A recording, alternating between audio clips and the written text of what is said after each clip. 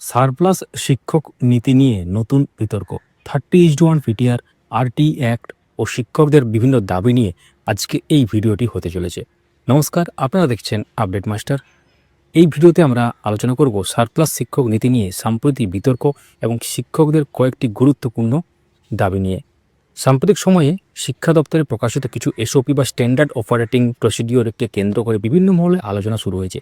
কিছু শিক্ষক সংগঠন এই নীতির বিভিন্ন দিক নিয়ে প্রশ্ন তুলেছে এবং সরকারের কাছে পুনর্বিবেচনা আবেদন জানিয়েছে। আজকের ভিডিওতে আমরা সেই দাবিগুলো নিরপেক্ষভাবে তুলে ধরবো এবং আইন, বাস্তব পরিস্থিতি, শিক্ষা ব্যবস্থার দৃষ্টিকোণ থেকে বিষয়টি বোঝার চেষ্টা করব। তাহলে প্রথমেই যেটা বড় প্রশ্ন সেটা হচ্ছে সারপ্লাস শিক্ষক নীতি কী। প্রথমেই বুঝে নেওয়া যাক সারপ্লাস শিক্ষক নীতি বলতে কী বোঝায়। যখন কোনো বিদ্যালয়ে ছাত্রছাত্রীর তুলনায় শিক্ষকের সংখ্যা নির্ধারিত মানের বেশি হয়ে যায়, তখন অতিরিক্ত শিক্ষককে অন্য প্রয়োজনীয় বিদ্যালয়ে স্থানান্তরের পরিকল্পনা করা হয়। এর মূল উদ্দেশ্য হল যেখানে শিক্ষক সংকট রয়েছে সেখানে শিক্ষক পৌঁছে দেওয়া, বিদ্যালয় ভিত্তিক শিক্ষক বন্টনে ভারসাম্য আনা, শিক্ষার মান উন্নত করা। অর্থাৎ এটি মূলত শিক্ষক পুনর্বিন্যাসের একটি প্রশাসনিক প্রক্রিয়া। তাহলে এসব নিয়ে কী প্রশ্ন উঠেছে, এর মধ্যেই আপনারা দেখেছেন বিভিন্ন এসওপি সামনে এসেছে। প্রথমত এসওপি সামনে এসেছিলো, তারপরে সেটা মডিফাইড একটা এসওপি সামনে এসেছিল এবং সেখানে শুধু একটা ব্যাপার খুবই আলোচনার মধ্যে রয়েছে, শুধুমাত্র পিটিআর দেখে সিদ্ধান্ত যথেষ্ট নয়। উদাহরণ হিসেবে আপনি ধরুন কোনো জায়গায় কোনো বিদ্যালয়ে 52 জন ছাত্রছাত্রী এবং 2 জন শিক্ষক হয়ে থাকেন, তাহলে কাগজ কলমে পিটিআর হয়তো গ্রহণযোগ্য দেখাতে পারে, কিন্তু বাস্তবে সেই 2 শিক্ষককে প্রাক প্রাথমিক থেকে 5ম শ্রেণী পর্যন্ত সব ক্লাস, বিষয়, মিড ডে মিল, প্রশাসনিক কাজ, মূল্যায়ন সব কিছু সামলাতে হয়। ফলে শুধু সংখ্যা দিয়ে বাস্তব পরিস্থিতি বিচার করা সবসময় কিন্তু সহজ নয়।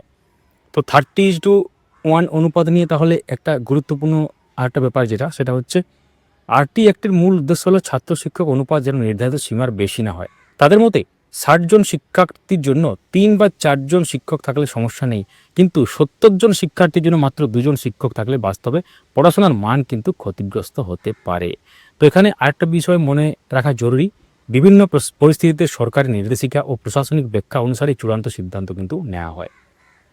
এবং সারপ্লাস নির্ধারণ নীতি নিয়ে আপনারা জানেন যে বায়োলজিক্যাল এজ সংক্রান্ত যে ব্যাপার সেটা এসওপি সামনে এসেছে এবং সেটা নিয়ে অনেকেই এটাকে স্বাগত জানাচ্ছেন, অনেকেই এটার বিরুদ্ধে বলছেন। তো এটা বিভিন্ন সোশ্যাল মিডিয়াতে আপনারা দেখবেন এটা নিয়ে চর্চা চলছে।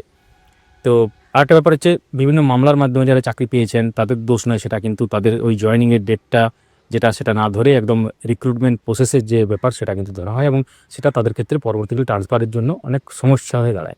আরেকটা গুরুত্বপূর্ণ ব্যাপার হচ্ছে দূরবর্তী জেলায় যারা কর্মরত বা দূরবর্তী কর্মস্থলে কর্মরত অনেকে আছেন যারা বাড়ি থেকে ডেলি যাতায়াত করেন 70 কিলোমিটার, 100 কিলোমিটার, এবং অনেকে আছেন দীর্ঘদিন ধরে যারা বাড়ি থেকে 200, 300, 400, 500, 700, 800 কিলোমিটার দূরে আছেন। এইসব ট্রান্সফার সারপ্লাস ট্রান্সফারের থেকে বেশি গুরুত্বপূর্ণ, কারণ এইসব ট্রান্সফারগুলো আগে দরকার। কারণ মানসিক ও শারীরিক চাপ এবং পারিবারিক বিভিন্ন অবস্থা এবং কারো ক্ষেত্রে নিজের মেডিকেল প্রবলেম, পরিবারে কারো মেডিকেল প্রবলেম, অনেক কিছু ফ্যাক্টর এখানে কাজ করে এবং আঞ্চলিক ভাষাগত কিছু তারতম্য থাকে। তো সেটার জন্য নিজের এলাকার মধ্যে কিন্তু চাকরিটা হলে সব দিক থেকে কিন্তু সুবিধা হয়। পরবর্তী ক্ষেত্রে যদি কোনো মডিফাইড এসওপি বা কোনো নির্দেশ বা অর্ডার আসে এই রিলেটেড বা অন্য কোনো ব্যাপার নিয়ে, তো আমরা চেষ্টা করব এই পেজ বা চ্যানেলের মাধ্যমে সেটা আপনাদের সাথে শেয়ার করার। সঙ্গে থাকুন, আমাদেরকে সাবস্ক্রাইব বা ফলো করে ভিডিওটি লাইক করুন এবং আপনারা আপনাদের মূল্যবান মতামত সেটা কমেন্টে লিখুন। ধন্যবাদ।